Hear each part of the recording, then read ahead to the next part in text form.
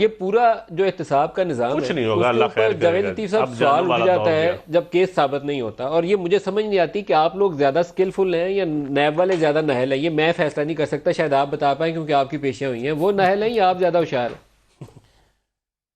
देखें दो चीज़ें हैं नदीम मलिक साहब। मैं पहले भी आपका कुछ वक्त ले चुका हूँ। मैंने उसमें यही अर्ज़ किया था कि आप इल्ज़ाम तो जिस पे चाहें लगा दें, मगर ये क्या तरीका है कि इल्ज़ाम लगाने के बाद, जिस तरह अभी आपने ख़ुद जिक्र किया था डॉक्टर जो आसिम साहब है उनके हवाले से कितने अरबों रुपए का उनके पे इल्ज़ाम लग गया आसिम साहब पे, और इसी तरह कितने अरबों रुपए का इल्ज़ाम लगा आगा सराज दुआनी। अच्छा अच्छा, चलें उसके बाद जो लगे मैं उस पर आ जाता हूँ। उसके बाद आसिफ जरदारी साहब पे कितने अरबों का, खुर्शीद शाह पे कितने अरबों का, आप बता दें कि वो ठीक लगा था या गलत लगा था। LNG वाला केस तो आपका है। नदीम साहब अगर इजाजत दें तो मेरी बात तो सुन लें। LNG तो आपका है ना? अगर मुनासिब समझे डॉक्टर आसम का जिक्र कर रहा मैं LNG का जिक्र कर रहा हूँ, इस्माइल का खालिद साहब का था। फाइलें दिखाते थे, इतनी बड़ी बड़ी की इतनी करप्शन हो गई।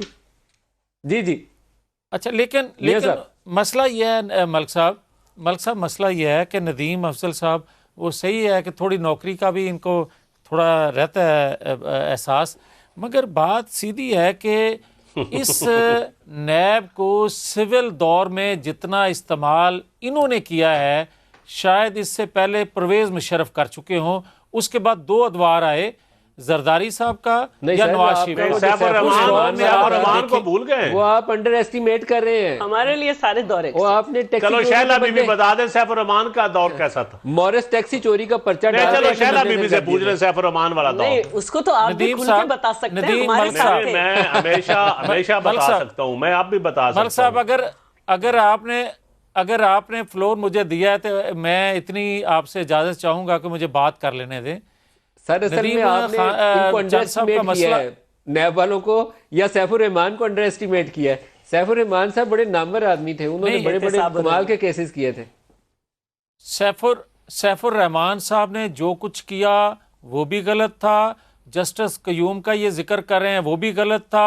अरशद जो हैं वो जज साहब अरशद मलिक साहब गालबन, उनका जो है फैसले, उन्होंने जो कुछ किया उस पर भी मजम्मत करें। मेरा ख्याल है नदीम अफजल चांद साहब तो ज्यादा अच्छा होगा। भाई मैं बिल्कुल मजम्मत करता हूं, सिर्फ मान लेना मुजम्मत करना ये तारीख में सिर्फ काफी होता है। इसकी रेमेडी क्या होती है?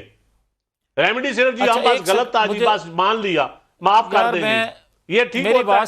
नदीम अफजल अभी तो नदीम अफजल साहब मुझे ये बता दें, मुझे ये बता दें कि आपके 1.5 साल के अंदर मासवाए इसके कि जनाब फलां चोर है, फलां डाकू है, फलां ने लूट लिया, फलां ने ये कर दिया, इसके अलावा मुझे ये बताएं कि आपकी 1.5 साल की कारकर्दगी क्या है। आप मुझे ये बताएं कि 200 अरब डॉलर जो बाहर पड़ा था आपने लाना था वो लेकर आए। आप मुझे ये बताएं 300 अरब की जो करप्शन होती थी सालाना, उसको आप 1.5 साल के अंदर रोक पाए। मुझे आप ये बताएं कि आज पाकिस्तान के अदारों में जितनी आज करप्शन है, माजी में कभी इतनी करप्शन थी? मुशर्रफ के नैब तक सब ने इल्जामात ऐसे ही लगाए। और अब ये जो मौजूदा PTI की हुकूमत है, इसने जिस तवातर के साथ चोर और डाकू सबको डिक्लेयर किया है, उसमें से आधे चोर होंगे, 25% चोर होंगे। अगर इसको अच्छे तरीके से काम करके साबित कर देते ना तो उस निज़ाम के ऊपर कुछ साख बन जाती। अभी 0 स्कोर है। जिस बंदे को 100 अरब डॉलर का इल्ज़ाम लगाते हैं वो ईमानदारी का सर्टिफिकेट लेके 6 माह बाद बाहर आ जाता है। तो पूरा निज़ाम जो है वो इस तरह आगे नहीं आपका चल सकता।